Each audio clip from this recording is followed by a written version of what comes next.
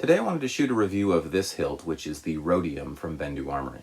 Now the Rhodium is one of 3 new hilts from Bendu Armory, the Rhodium, the Promethium, and the Beryllium, that are 3 hilts that Bendu came out with towards the end of this year. All of these feature a different aesthetic from what Bendu has offered in past. Bendu Armory traditionally has made very organic feeling sabers with a lot of curves that sort of lend themselves to the carbon fiber that they work with. These curves and everything have always struck me as aesthetically similar to the aliens of H.R. Geiger or the Vong from Star Wars Legacy or some of the stuff that you see in Old Republic. The new 3 hilt designs feature sharper angles, more angular structure, so they're appealing more to the sort of traditional aesthetic of the machined lightsaber, but they're still doing it using carbon fiber. So just a brief catch-up for anybody who's finding this as their first Bendu Armory review. The Bendu Armory sabers all feature sleeves or removable sleeves that are hollow. These are carbon fiber. They're virtually indestructible. I've got a video where I throw some of these things around, like down some concrete hallways, but they're virtually indestructible. But this sleeve right here is where all the aesthetics comes from. The core is removable, and so it can be swapped between various sleeves. Okay, I will not be looking at the core in this video. I have done a video specifically on the core for the CFX version or Crystal Focus version. If you're looking for the function or the setup of the Saber features and everything like that, find that video. I will be doing one on this Golden Harvest board that's in here a little bit later. But for now, I wanted to focus on the sleeve that is the new Rhodium design. Alright, so a couple things about the Rhodium design. It is, in my mind, an update of their original design, which was the Obsidian, which features this slight sort of faux curve. It's an actual curve, but the core only comes down to here, so the core isn't curved, just the sleeve is. The slight curve that you see on the Rhodium is very similar in length and design to the Obsidian, except again it's flatter and more angular. The nice thing about this curve, this is sort of a double-edged sword, which is a great metaphor when you're reviewing lightsabers. The nice thing about the curve is that this provides a way if your hand slips. These are heavy sabers, so a lot of spinning, your hand starts to get tired, and if you're using something like a Rhodium, which is their most straight design, there's a chance that that thing might fly out of your hand. This one, because of this slight curve, along with their other curved models, there's an end stop.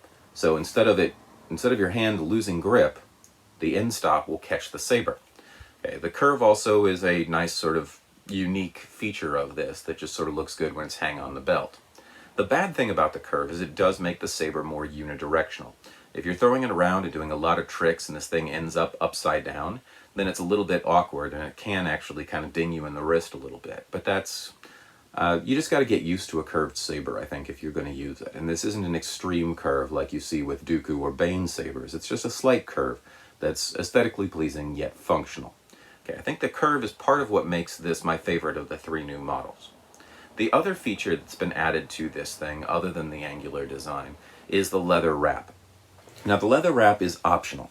If you see, Bendu Armory sabers have sort of the gray carbon fiber, and then they have a carbon fiber weave underneath. This one, underneath this leather wrap, it is the carbon fiber weave. So by using the leather wrap, you lose a lot of the material that is sort of the shiny material or whatever it was that you chose. When you do these things, the gray is pretty well set. The weave underneath you choose. So a lot of the material that you choose gets covered by the leather. But the leather is a really nice addition to this. For one, these sabers do get kind of slick, and this leather actually provides a very solid grip. This is pig leather, so it's pretty thick and industrial feeling. It feels like a football for some reason. But it works really well as a leather grip. It does cover up some of your weave, and I think it works. Oddly, this is one of their least organic designs, and I think this adds an organic feel to one of their least organic designs, which I kind of like. So the leather wrap is optional, but I highly recommend it. Another thing that's optional on these is a brass counterweight, but again, with these, anything besides the Shoto sabers, I highly recommend the brass counterweight. It's worth the extra money because it makes this thing, the emitters are kind of heavy, the brass counterweight makes it so much better in terms of balance. Alright, so Again, with the Rhodium, you see you got the leather wrap. You still get to see, even if you're using the leather wrap, a lot of your weave material on here.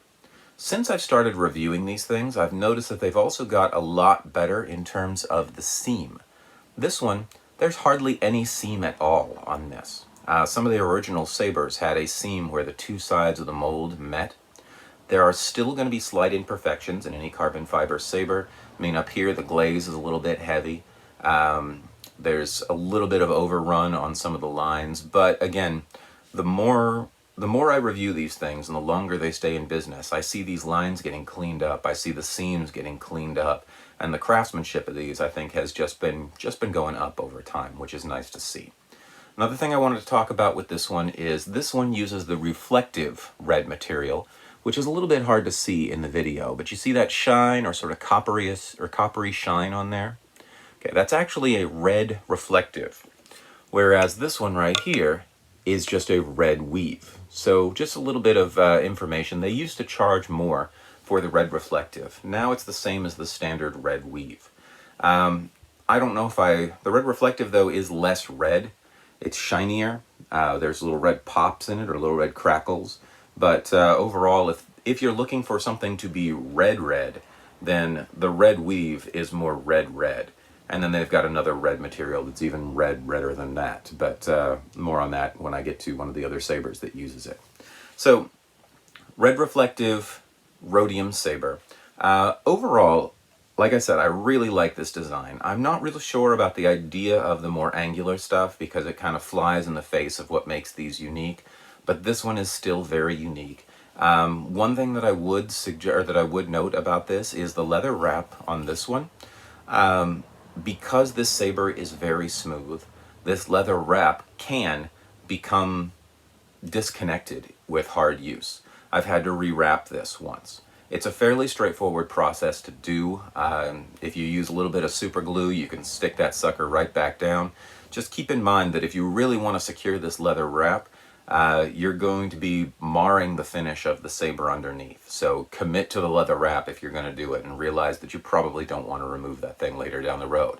If you do want all the shiny bits and you want more of the weave exposed, don't do the leather wrap. Alright, so this is the Rhodium. Again, I really like this one. I think it's a nice looking Saber. Another thing about the craftsmanship on these is they have stopped using sound vents.